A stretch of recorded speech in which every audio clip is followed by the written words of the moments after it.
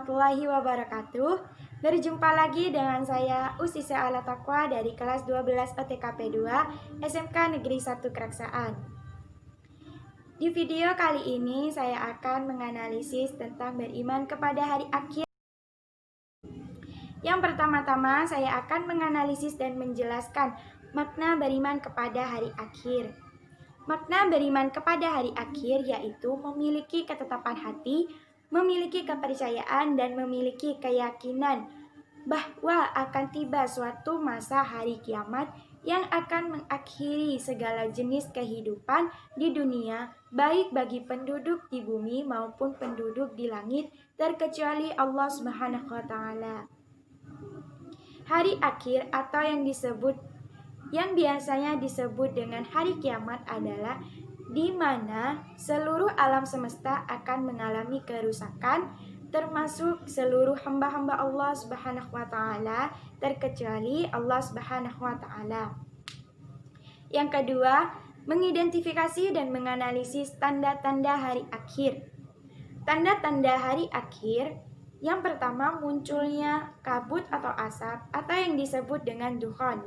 Yang kedua munculnya dajjal. Yang ketiga munculnya Da'bah. Yang keempat terbitnya matahari dari sebelah barat. Yang kelima keluarnya Ya'juj dan Ma'juj. Yang keenam munculnya Nabi Isa bin Maryam. Yang ketujuh adanya 3 gerhana di timur. Yang kedelapan adanya gerhana di barat. Yang kesembilan adanya gerhana di Jazirah Arab. Yang kesepuluh adanya api yang muncul di Yaman. Hari akhir atau hari kiamat ini digolongkan menjadi 2 macam. Di antaranya kiamat kecil, sugra, kiamat besar, kubra.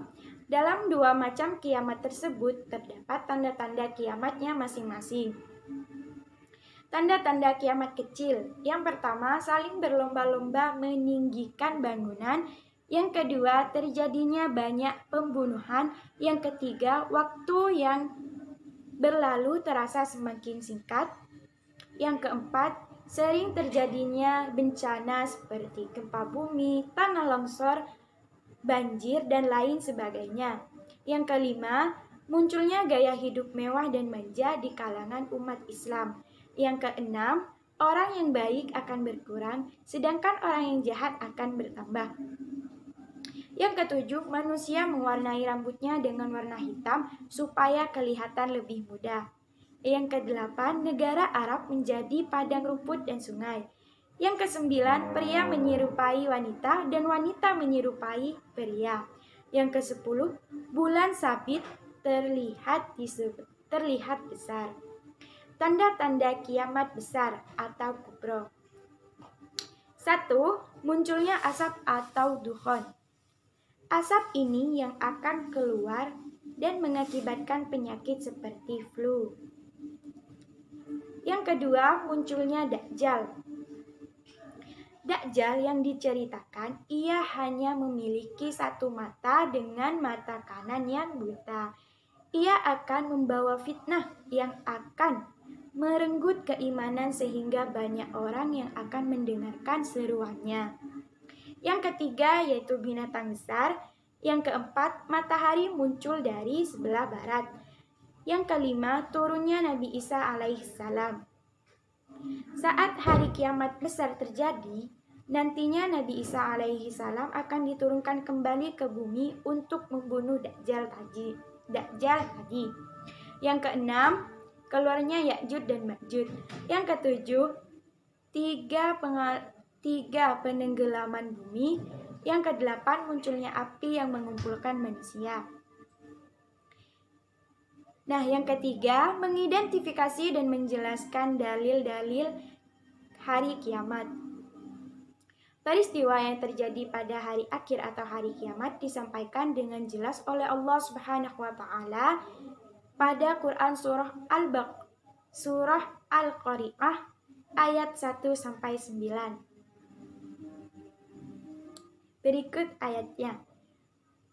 Bismillahirrahmanirrahim. Al-Qari'ah mal Qari'ah wa ma adraka mal Qari'ah Yauma yakunun nasu kal farasil mabthus wa takunul jibalu kal ihnil manfus fa amma man sakulat mawazinuh wa huwa fi 'isatir radiyah wa amma man khaffat mawazinuh fa ummuhu hawiyah wa ma adraka ma hiya narun hamiyah. Artinya, hari kiamat, apakah hari kiamat itu? Tahukah kamu apakah hari kiamat itu? Pada hari itu, manusia seperti anai-anai yang akan berterbangan, dan adapun orang-orang yang ringan timbangan kebaikannya, maka tempat kembalinya adalah neraka hawiyah. Dan tahukah kamu apakah itu neraka hawiyah? Yaitu api yang sangat panas. Dalil-dalil hari kiamat yaitu adalah dalil nakli. Dalil nakli adalah keterangan yang dijadikan bukti atau alasan suatu kebenaran yang diambil dari Al-Quran atau hadis yang terkait. Dalil-dalil nakli tentang kiamat yaitu yang pertama, Quran Surah Al-Hajj ayat 7. Bismillahirrahmanirrahim. Wa anna sa'ata atiyatul la raiba fiha wa anna Allah yab'atsu man fil qubur. Artinya, dan sesungguhnya hari kiamat itu pastilah datang. Tak ada keraguan kepadanya, dan bahwasannya Allah membangkitkan semua orang di dalam kubur. Yang kedua, Quran Surat Al-Qari'ah ayat 4 dan 5. Bismillahirrahmanirrahim.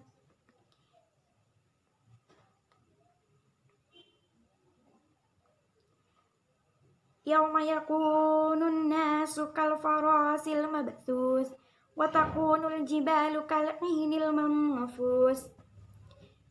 Pada hari itu manusia seperti laron yang berterbangan dan gunung-gunung seperti bulu yang dihambur-hamburkan. Yang ketiga, Quran Surat Al-Zalzalah ayat 1 dan 2. Bismillahirrahmanirrahim. Idza zulzilatil ardu zilzalaha wa ahrajatil insanu ma laha. Apabila bumi diguncangkan dengan guncangan yang dahsyat dan bumi telah mengeluarkan beban-beban berat yang dikandungnya. Yang keempat, Quran Surat Az-Zumar ayat 68. Bismillahirrahmanirrahim. Wa nufiqa fis suri fasa'iqa man fis samawati wa man fil ardi illa man Allah. Tsumma nufiqa fihi ukhra fa idza hum qiyamun yanzurun. Dan ditiuplah sangkakala, maka matilah siapa yang di langit dan di bumi kecuali siapa yang dikehendaki Allah Subhanahu wa taala. Kemudian ditiuplah sangkakala itu sekali lagi. Maka tiba-tiba mereka berdiri menunggu putusannya masing-masing. Yang kelima, Quran Surat Al-Muzammil ayat 18. Bismillahirrahmanirrahim. As-sama'u munfatir. Kana wa'duhu maf'ula. Langit, permainan kata-kata, menjadi pecah belah pada hari itu adalah janjinya pasti terlaksana. Yang keempat, mengidentifikasi hikmah dan manfaat beriman kepada hari akhir. Hikmah beriman kepada hari akhir atau hari kiamat yang pertama, selalu beramal soleh, meningkatkan keimanan dan ketakwaan kepada Allah Subhanahu wa taala. Yang kedua, tidak meniru pola hidup orang-orang kafir atau orang-orang yang tidak beriman. Yang ketiga, selalu berbuat baik dan benar. Yang keempat, mau berjihad di jalan Allah Subhanahu wa taala dengan jiwa dan harta. Yang keenam, menjadi takut tidak mampu mempertanggungjawabkan perbuatannya. Yang ketujuh, menjauhkan diri dari segala perbuatan yang buruk dan maksiat. Dan yang terakhir, saya akan menjelaskan tentang keterkaitan atau hubungan antara beriman kepada hari akhir dengan perilaku jujur, tanggung jawab, dan berbuat adil. Hubungan beriman kepada hari akhir dengan perilaku jujur, bertanggung jawab, dan adil, yaitu dengan kita beriman kepada hari akhir, maka kita akan dengan giat dan semangat untuk melakukan semua perbuatan terpuji, di antaranya perilaku jujur, bertanggung jawab, dan berbuat adil. Karena dengan beriman kepada hari akhir, kita yakin bahwa perbuatan kita akan dimintai pertanggungjawaban di hari akhir nantinya. Adapun yang kita lakukan sekecil apapun dan seberat apapun akan tetap ada balasannya.